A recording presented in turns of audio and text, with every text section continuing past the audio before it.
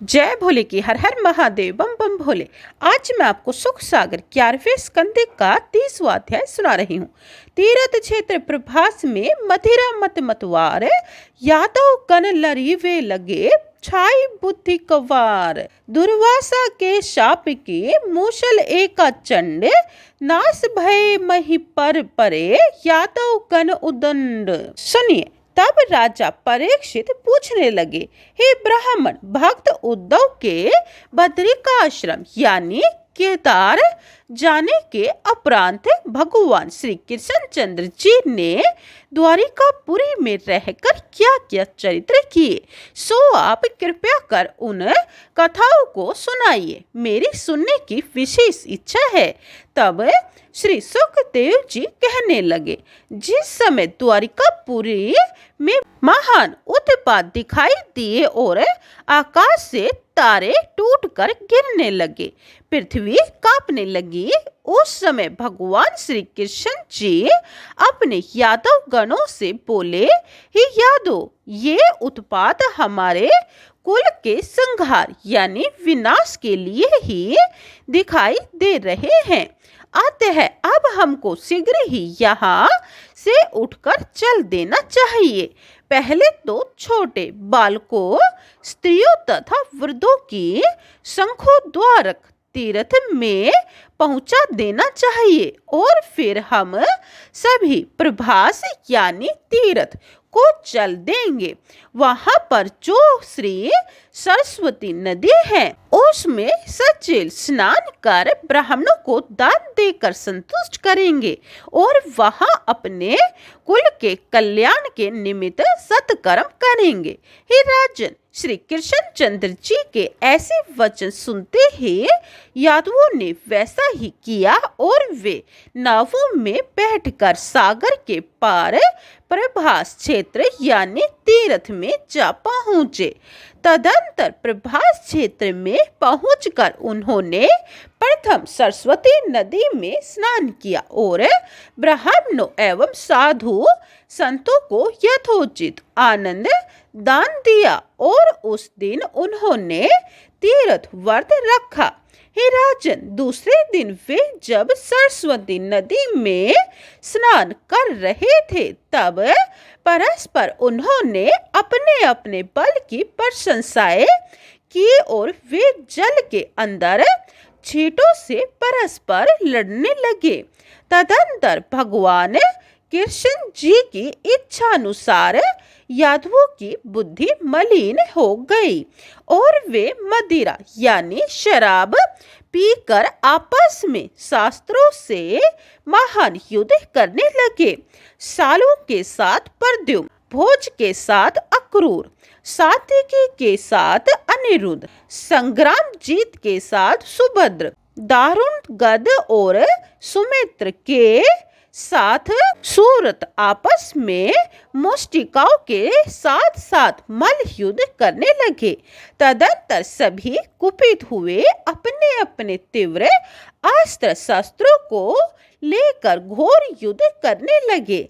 जैसे युद्ध में उनके समस्त हाथी घोड़ा आदि मारे गए और उनके समस्त शास्त्र भी लड़ते लड़ते समाप्त हो गए। तत्पश्चात वे समुद्र तट पर बिछे हुए लोहों के एहर को यानी सरकंडों से, जो कि पहले लोहे के मुसल के घिसने से बन चुके थे, उन्हें उठा उठा कर वे आपस में एक एक को मारने लगे। उस समय भगवान कृष्णचंद्र जी तथा उनके बड़े भाई बलराम जी उनको आकर समझाने लगे, किंतु वे मत वाले हुए उनके कहने को न मानने लगे और एहरकाओं द्वारा उन्हें भी मारने तोड़े। कृष्ण तथा बलराम जी भी ऐसा देखकर संग्राम भूमि में उनका विनाश करने लगे।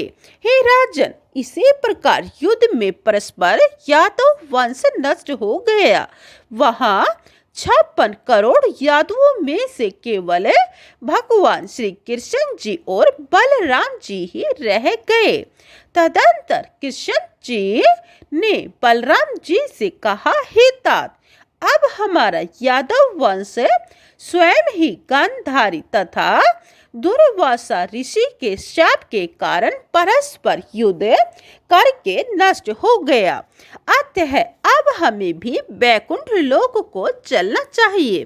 तब श्री कृष्ण चंद्र के वचनों को सुनकर बलराम जी समुद्र तट के किनारे पर गए और उन्होंने अपनी कोपिन यानी लंगोटी धारण कर प्राणायाम करते हुए अपने प्राणों को ब्रह्मांड द्वार से निकाल कर शीघ्र ही वह मनुष्य देह त्याग दी। हे राजन, इसके उपरांत पुनः उन्होंने वहां पर अपना दिव्य चतुर्भुज स्वरूप धारण किया। वे अपने दाहिने चरण को बाएं चरण पर टेक कर बैठे हुए अपने मन में वैकुंठ लोक जाने का विचार कर रहे थे और अपने प्रकाश से दसों दिशाओं के घना अंधकार को दूर कर रहे थे। उस अवसर पर वह व्याघ चरा नामक केवट, जो कि पहले जन्म में बाली वानर था, वहां पर अपना धनुष बाण लेकर शिकार खेलने की इच्छा लिए हुए आ पहुंचा। उसने भगवान श्री कृष्ण चंद्र जी के चरण कमल में स्थित पद्म चिन्ह के प्रकाश को मृग यानी हिरण का नेत्र समझा और इसी भ्रम में आकर उसने भगवान श्री कृष्ण चंद्र जी के चरणाविंदों में अपना तीव्र बाण मारा। पहले इस व्याघ को एक मछली के पेट से लोह मूसल की एक कनी प्राप्त हुई थी और उसने उसी कनी को अपने वाण के अग्रभाग में लगा रखा था। देवानुसार इसने वही बाण इस समय अपने धनुष पर चढ़ाया और ठीक लक्ष्य निशाना लगाकर भगवान श्री कृष्ण चंद्र जी के ऊपर छोड़ा, जिससे उनके चरण में बाघ का घाव हो गया और उसमें से रक्त बहने लगा। कहीं श्री दुर्वासा ऋषि का शाप झूठा हो सकता था? हे राजन, यह सब कर्तव्य भगवान श्री कृष्ण चंद्र जी की इच्छा से ही हुआ। भगवान श्री कृष्ण चंद्र जी के चरण में अपना बाण मारने के उपरांत वह जरा व्याघ यह समझ कर कि अब तो वह मेरे बाण से मर ही गया होगा, अतः चलो अब अपनी मरी हुई शिकार उठाएं और उसे अपने घर ले चलें। पुनः वह श्री कृष्ण के सन्निकट पीपल के वृक्ष के नीचे दौड़ आया और वहां भगवान श्री कृष्ण जी के चतुर्भुज स्वरूप को देखते ही अपने द्वारा भूल में उनका घोर अपमान हो जाने के कारण उनके चरणों में डंडे के समान गिरता हुआ सविनीत प्रार्थना करने लगा और नेत्रों से अश्रुधारा बहाता हुआ बोला, हे जगदीश, हे विशंबर, मैंने भूल में आपका घोर अपमान किया है, अतः मैं दंडनीय हूँ। मुझे मारकर आप अपना बदला चुकाइए, कारण कि मैं तो महान पातकी यानी पापी पुरुष हूँ। अतः आपके हाथों से उत्तम मृत्यु पाकर मेरा उद्धार हो जाएगा। हे जगन्नाथ, हे भक्त वत्सल सनातन, आप ही समस्त चराचर प्राणियों के उत्पन्न करने वाले, पालन पोषण करने वाले एवं संहार करने वाले, मैं आपकी प्रबल माया में भूला हुआ आपको न जान सका। इस समय मैंने आपको वन का मृग समझकर आपके ऊपर अपना यह बाण चलाया है। आपका अपराधी हो चुका हूँ। हे प्रभु, मुझे शीघ्र ही भव सागर से तारिए। श्री सुखदेव जी बोले, हे राजन, उस वाघ की दीन वाणी सुनकर दयालु भगवान श्री कृष्ण जी कहने लगे, हे व्याघ, तू निर्भय रह, इसमें तेरा कोई भी दोष नहीं है। यह सब तो मेरी ही इच्छा से हुआ है।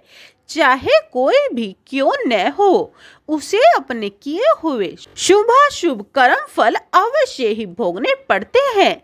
मैंने जो अपनी मृत्यु तुम्हारे हाथों से प्राप्त की है, उसका कारण सुन। हे व्याघ, मैं अभी तुझे संदेही अपने सुरलोक को पहुंचाता हूँ।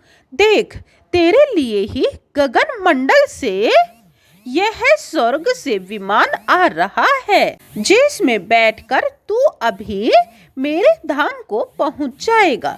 बस यही एक परम कल्याणप्रद मार्ग है। श्री सुखदेव जी बोले, हे राजन, इतना कहकर भगवान श्री कृष्ण चंद्र जी मौन यानी शांत हो गए। तदंतर वह सुंदर विमान पृथ्वी पर उतर आया। तब जरा व्याघ ने भगवान श्री कृष्ण चंद्र की 3 परिक्रमाएं की और पुनः वह उनकी दी हुई आज्ञानुसार बारंबार प्रणाम करता हुआ आनंद पूर्वक उस स्वर्ग विमान में जा बैठा। तब भगवान ने अपने दिव्य शंख, चक्र, गदा, पद्म, आयुध भी उसी विमान पर रख दिए, कारण कि उनका कर्तव्य तो पूर्ण हो ही चुका था। हे राजन, कुछ काल में ही गरुड़ चिन्ह तथा आशो ध्वजा युक्त यह दिव्य रथ स्वर्ग को चलता हुआ गगन मंडल में जा छिपा। हे राजन, इतने ही में भगवान श्री कृष्ण का दारुक नामक सारथी अपने स्वामी श्री कृष्ण चंद्र जी को चारों ओर ढूंढता हुआ अकस्मात उसी पीपल के पेड़ के समीप आ गया। वहां पर कि भगवान श्री कृष्ण चंद्र जी बैठे हुए थे। उनको देखते ही वह अपने रथ से नीचे कूद पड़ा और श्री कृष्ण चंद्र जी के चरण कमलों में समस्त मस्तक रख कर एवं अपने नेत्रों से अश्रु धाराएं बहाता हुआ कहने लगा। दारुक बोला, हे स्वामिन, आप यहाँ अकेले कैसे बैठे हुए हैं? आपके चरणारविंदों को न देखकर मेरा धैर्य टूट रहा है। मुझे आपके दिव्य आयुध भी दिखाई नहीं दे रहे हैं। हे भगवान, जिस प्रकार विश्व में मुझे भी अंधकार दिख रहा है, हे नाथ, कृपया कर मुझे इसका कारण बताइए। तब श्री कृष्ण चंद्र जी दारुक से कहने लगे, हे सारथी, हमारा वंश समाप्त हो चुका है। दुर्वासा ऋषि के शाप के कारण यादव परस्पर घोर युद्ध कर पृथ्वी को त्याग गए। बलभद्र जी भी समुद्र पर योगाभ्यास करके अपने ब्रह्मांड से प्राण निकाल कर सूर्यधाम पहुंच गए और मेरे भी एक बधिक द्वारा पैरों में चोट आ गई है। अतः अब आप द्वारिकापुरी में जाकर हमारा यह समस्त वृत्तांत हमारे कुटुंब जनों से कह देना और सबों को धैर्य बांधते हुए यह कहना कि भगवान कृष्ण ने कहा है कि अब तुम्हारा इस द्वारिकापुरी में रहना उचित नहीं, क्योंकि आज से चौथे दिन समुद्र वेग से उमड़कर इस द्वारिकापुरी को डुबो लेगा, क्योंकि मैं वहां नहीं हूँ। अतः इसी समय अपने अपने कुटुंब के साथ सीधे इंद्रप्रस्थ यानी देहली को चल दो। हमारे माता तथा पिताजी भी अर्जुन के साथ इंद्रप्रस्थ चले जाएं। रुकना उचित नहीं है और उनको मेरा अंतिम प्रणाम कहना। मेरी ओर से अर्जुन को आशीर्वाद देते हुए धैर्य देना और कहना कि गीता का उपदेश स्मरण यानी याद रखना। संसार में कोई किसी का जीवन साथी नहीं होता है। हे दारू, तुम मेरा निरंतर ध्यान करते हुए एवं सनातन धर्म का पालन करते हुए सांसारिक झूठी माया से पृथक यानी अलग रहना। अंत में तुम्हें परम मुक्ति प्राप्त होगी। मैं कुछ ही देर में निज लोक जा रहा हूँ। मैं तुमको ज्ञान दे ही चुका हूँ, अतः अब शोक को त्याग कर आत्मज्ञान प्राप्त करो। हे परीक्षित, पुनः दारुक सारथी भगवान श्री कृष्ण जी की बारंबार प्रदक्षिणा यानी परिक्रमा करके एवं उनके चरणों में बारंबार प्रणाम करके शोक गमन हुआ। वहां से रथ में बैठकर बड़ी कठिनता से श्री द्वारिकापुरी में आ पहुंचा। बोलिए श्री कृष्ण चंद्र की जय। 30वां अध्याय समाप्तम। जय भोले की 31वां अध्याय यह आप दूसरी वीडियो में सुने। जय भोले की। हर हर महादेव। बम बम भोले।